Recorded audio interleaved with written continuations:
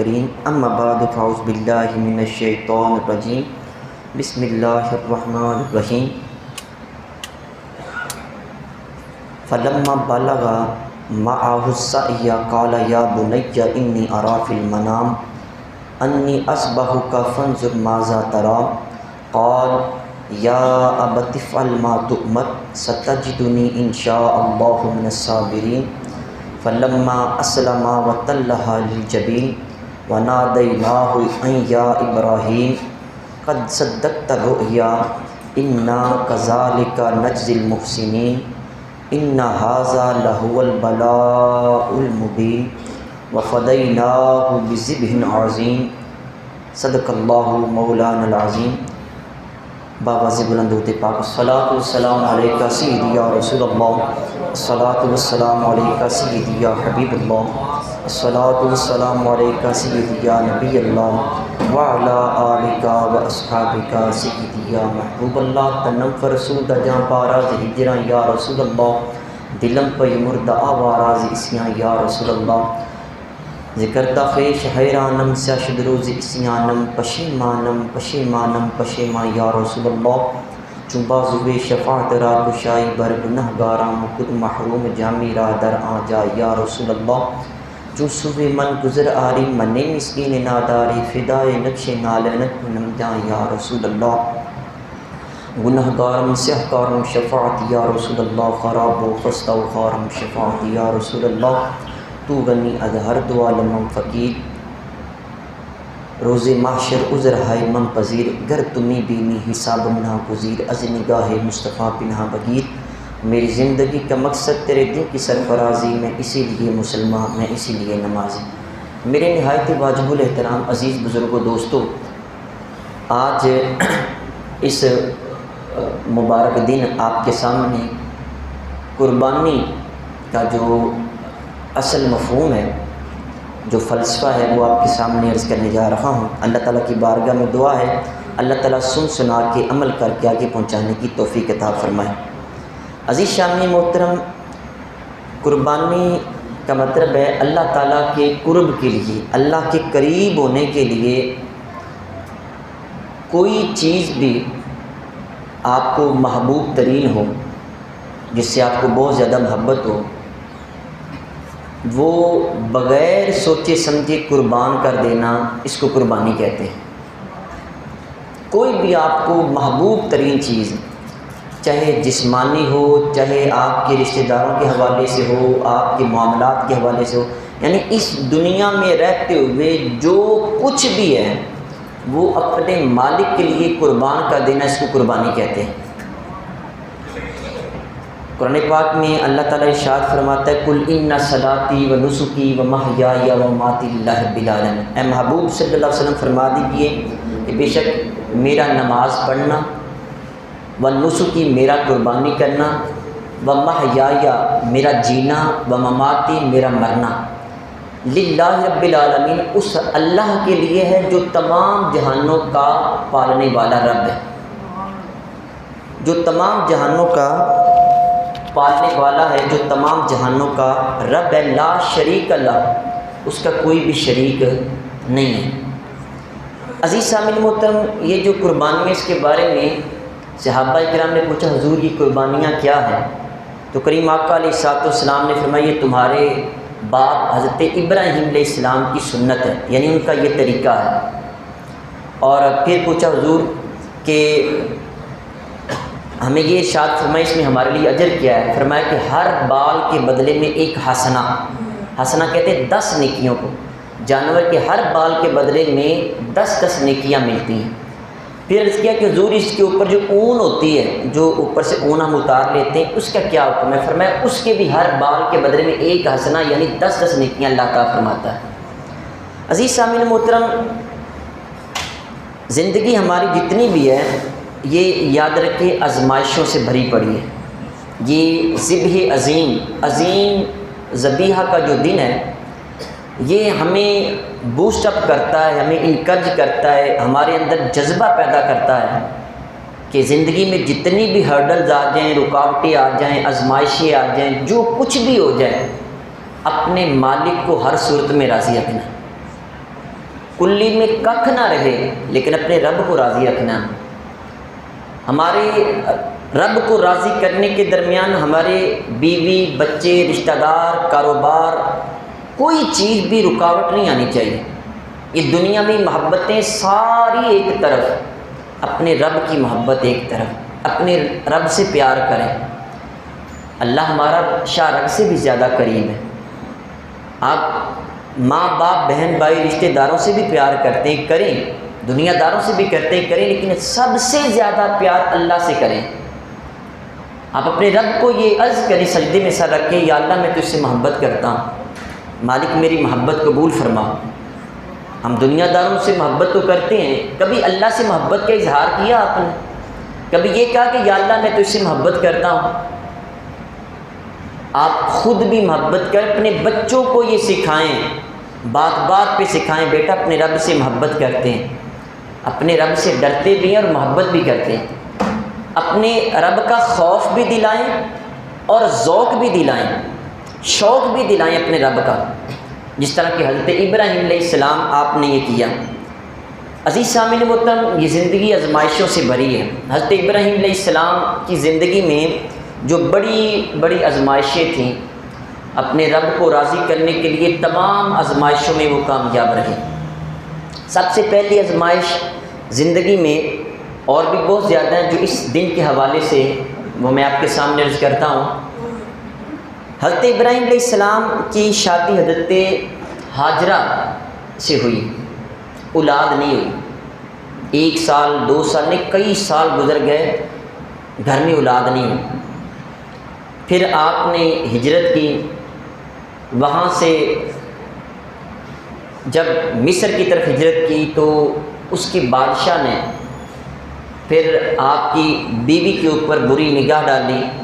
اللہ تعالیٰ نے اس کو پھر عذاب میں مبتلا کیا. اس نے اپنی پھر لونڈی، میں اختصار کے ساتھ عرض کرتا ہوں، اپنی لونڈی آپ کو گفٹ کر دی، جس کا نام حضرت سارہ تھا.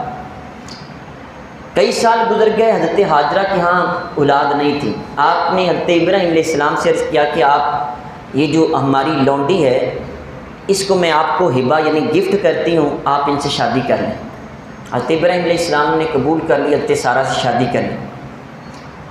جب حضرت سارہ سے شادی کی تو آپ کی عمر مبارک کافی زیادہ تھی.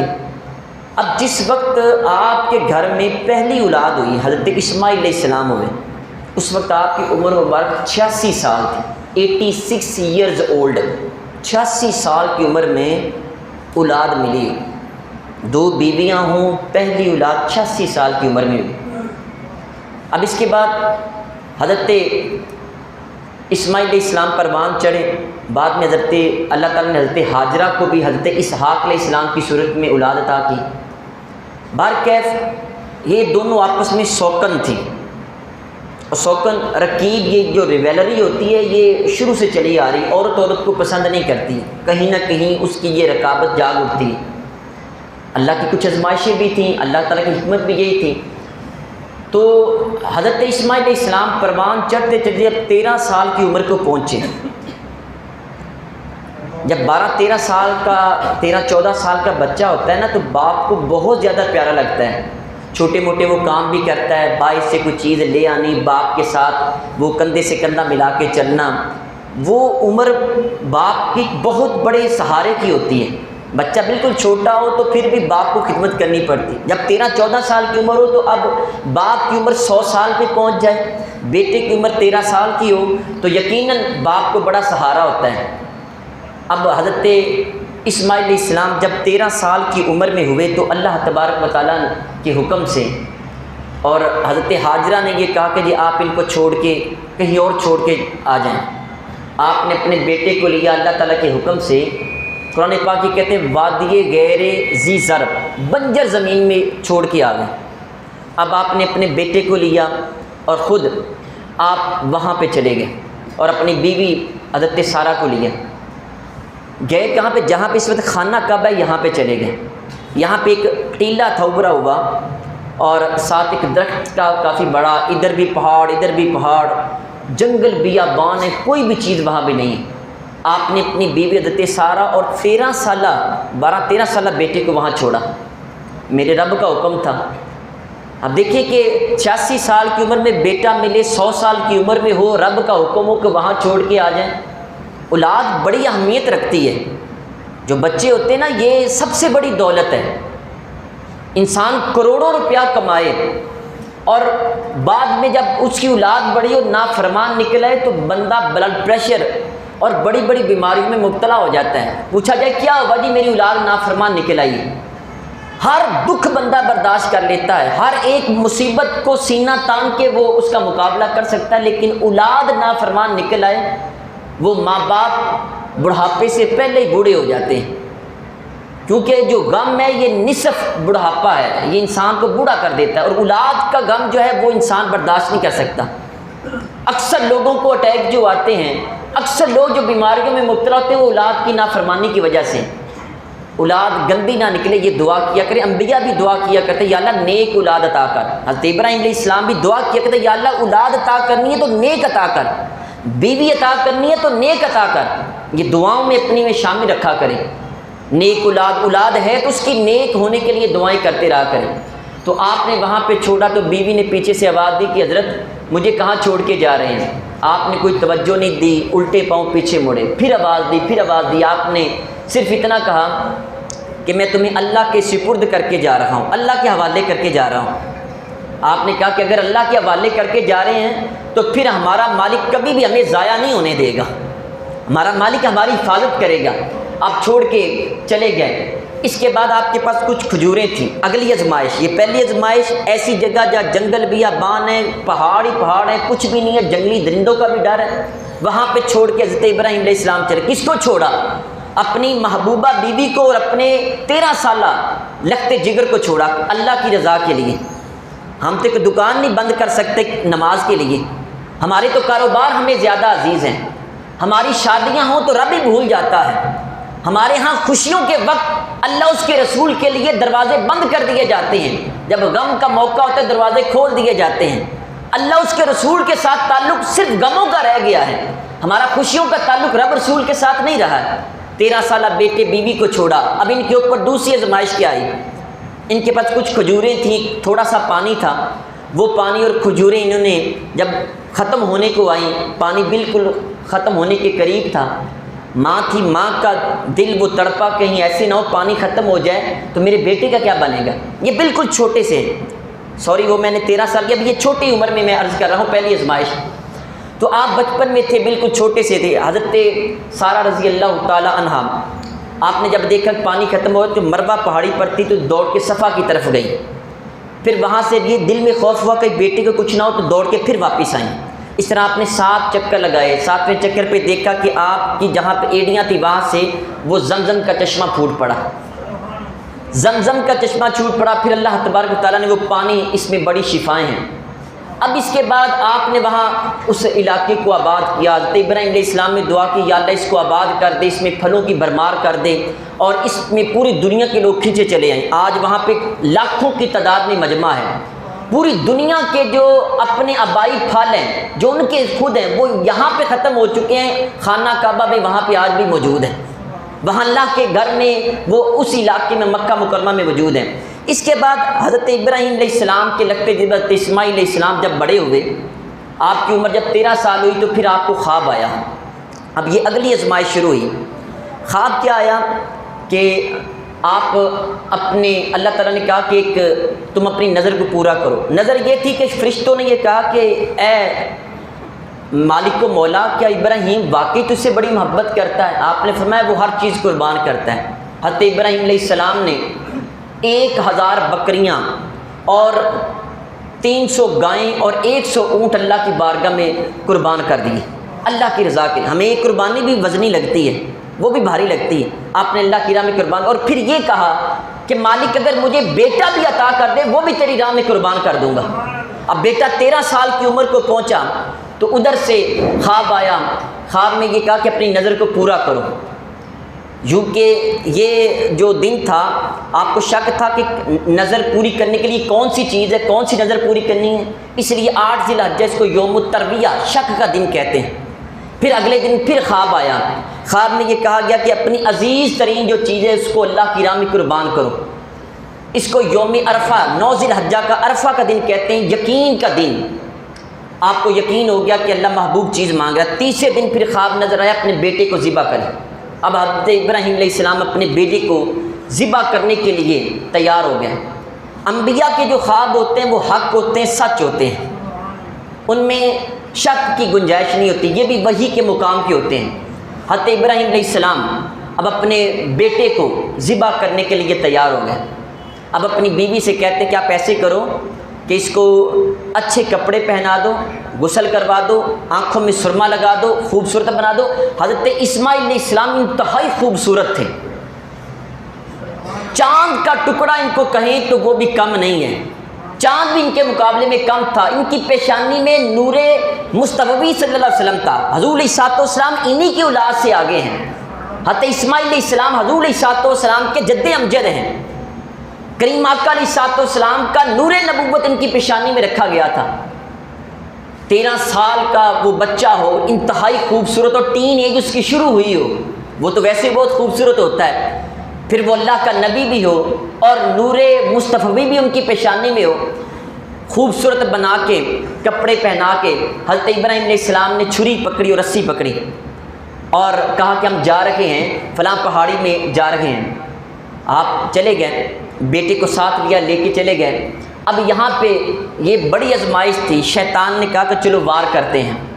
شیطان حضرت اسماعیل علیہ السلام کی والدہ کے پاس آیا، کہا کہ پتہ ہے کہ بیٹے کو کہاں لے کے جا رہے ہیں؟ نہیں، یہ انسانی شکل میں آیا، کہا کہ جو آپ کے جو شوہر ہیں آپ کے لختے جگر کو ذبح کرنے جا رکھے ہیں۔ آپ نے فرمایا کیسے ہو سکتا ہے کہ وہ تو بڑے پیار کرتے ہیں اپنے بیٹے سے، باپ اپنے بیٹے کو ذبح کیسے کر سکتا ہے؟ کہا نہیں، وہ کرنے جا رکھے ہیں۔ کہا ایسے ہو ہی نہیں سکتا، کہا کہ یہ اللہ کا حکم ہے کہ وہ کرنے جا رکھے ہیں۔ آپ کی بیوی نے کہا اگر میرے مالک کا حکم ہے تو پھر میں یہاں پہ کوئی بات بھی نہیں کرتی، مجھے قبول ہے، اگر ذبح کرنا ہے تو کر دیں ان کو۔ اب اس کے بعد شیطان دوڑتا ہوا حضرت اسماعیل علیہ السلام کے پاس آیا، آ کے کہا کہ بچے تمہیں پتہ ہے کہ یہ تمہارے ابا جان تمہیں کہاں لے کے جا رہے ہیں؟ رسی بھی پکڑی، چھری بھی قریب ہے ان کے، جی کہاں لے کے جا رہے ہیں؟ جی آپ کو ذبح کریں گے۔ حضرت اسماعیل علیہ السلام نے کہا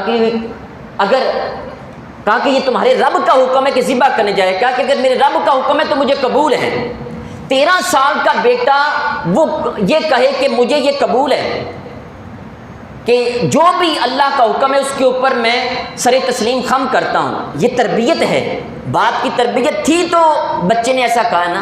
ہمارا 13 سال کا بیٹا نماز پڑھنے کے لیے کہیں تو وہ نماز پڑھنے کے لیے نہیں آتا ہے، وہ ہماری بات نہیں مانتا ہے۔ ہم نے تربیت ہی ایسی کی، کبھی اپنے مالک کی محبت ان کو سکھائی، کبھی اپنے مالک کے قریب کرنے کی کوشش کی۔ میں نے کئی مرتبہ اپنے خطبات میں یہ بات عرض کی ہے، آپ اپنے بچوں کو صرف ایک چیز سکھا دیں، باقی سب چیزیں بچے اس سے سیکھ لیں گے۔ وہ ایک چیز کون سی؟ وہ اسلام ہے۔ آپ اپنے بچوں کو صرف اسلام سکھا دیں، باقی دنیا کے سارے معاملات آپ کے بچوں کو اسلام سکھا دے گا۔ آپ کو پھر پریشان ہونے کی ضرورت نہیں، اسلام خود بخود ان کو سکھائے گا، خود بخود ان کو ایجوکیٹ کرے گا، خود بخود ان کو آداب سکھائے گا۔ تو حضرت ابراہیم علیہ السلام کے بیٹے نے بھی وہ جواب دیا۔ پھر حضرت ابراہیم علیہ السلام کے پاس آئے اور ان سے یہ کہا کہ کیا کر رکھے ہو؟ ایک خواب کے اوپر عمل کر رکھے ہو اور اس کو حقیقت بنا رکھے ہو اور بیٹے کو ذبح کر رہے ہو؟ آپ نے فرمایا یہ میرے مالک کا حکم ہے۔ اس نے کہا دیکھو خواب ہی ہوتا ہے، سمجھ گیا یہ شیطان ہے۔ پھر آپ نے اس کو کنکریاں ماری، 1 2 3 دفعہ اس کو کنکریاں ماری، وہ دوڑ گیا، دفع ہو گیا۔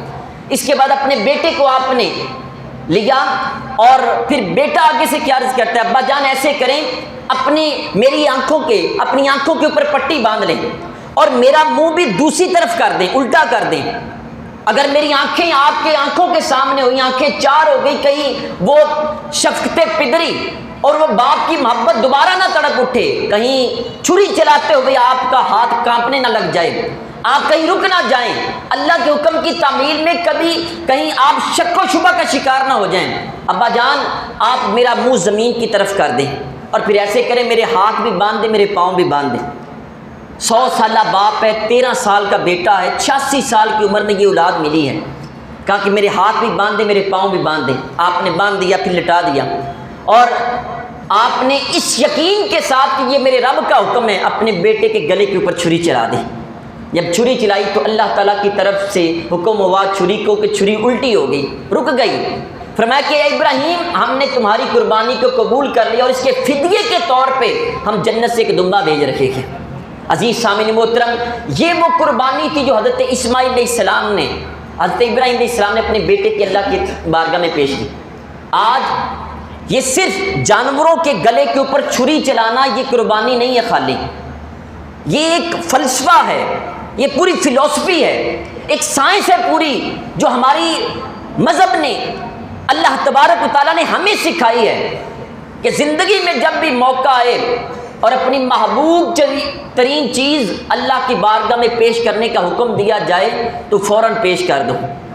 آج ہم نے یہ دیکھا ہے کہ ہم قربانیاں تو کرتے ہیں، صرف وہ قربانیوں کی حد تک ہوتا ہے، ہمارے معاملات کی قربانیاں اللہ کی بارگاہ میں پیش نہیں کی جاتی، ہمارے دلوں کی نفسوں کی قربانیاں اللہ کی بارگاہ میں پیش نہیں کی جاتی، ہمارے دلوں کے جو بت ہیں ان کے گلوں پہ ہم چھری نہیں چلاتے، حسد کا بت ہمارے دلوں میں موجود ہے، بغض کا بت ہمارے دلوں میں موجود ہے، انانیت تکبر کا بت ہمارے دلوں میں موجود ہے۔ آج کیسی قربانیاں، بھائی آپ کا ناراض ہے، دل آپ کا پتھر کا ہے، ماں آپ کی ناراض ہے، باپ ناراض ہے، دل آپ کا پتھر کا ہے، رشتہ دار ناراض ہے، آپ کا دل پتھر کا ہے، آپ اس کے گلے پہ تو چھری چلا رکھے ہیں، کیا نفس کے گلے پہ چھری نہیں چلانی؟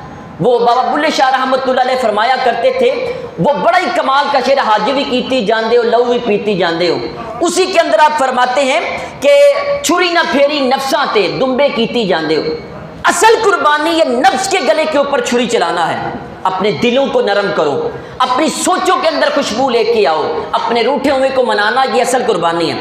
دیکھیں 50,000 کا لاکھ کا بکرا لے کے اس پہ چھری چلانا بڑا آسان ہے، لیکن جس نے آپ کے سر میں وٹا مارا ہوگا اس کو خود جا کے بلانا یہ بہت مشکل کام ہے۔ آپ کے سگے بھائی نے آپ کی مشکل کے وقت آپ کو کچھ نہیں دیا، وہ آپ سے ناراض ہے، آپ اس سے ناراض ہیں۔ چھری چلانا آسان ہے، بھائی کے جا کے گلے لگنا یہ بہت مشکل کام ہے۔ اصل قربانی یہ ہے، یہ تو ایک مالی قربانی ہے، اصل قربانی آپ کے نفسوں کی ہے، دلوں کی ہے۔ میں یہ عرض کروں کہ ایک 50,000 لاکھ کا بکرا ذبح کرنا یہ بڑا آسان ہے، لیکن اس سے بڑی قربانی یہ ہے کہ آپ اذان کی آواز ہو شٹر ڈاؤن کریں، سیدھا مسجد میں آ جائیں۔ اس وقت نفس یہی کہہ رہا ہوگا یہ 4 گاہک کھڑے ہیں، تھوڑا سا اور کر لیں، آپ چلتی گاڑی کو روک کے مسجد میں آئیں، یہ اصل قربانی ہے۔ آپ کے سامنے رشوت کا حرام کا پیسہ ہو، لاکھوں روپیہ لے کے آپ کے سامنے رکھیں اور کہیں گے جناب راتوں رات امیر بن جائیں گے، آپ ایک جھوٹ بولیں یہ سودا سارا آپ کے حق میں آ جائے گا، وہاں پہ قربانی پیش کرنا یہ اصل سنت ابراہیمی ہوتی ہے۔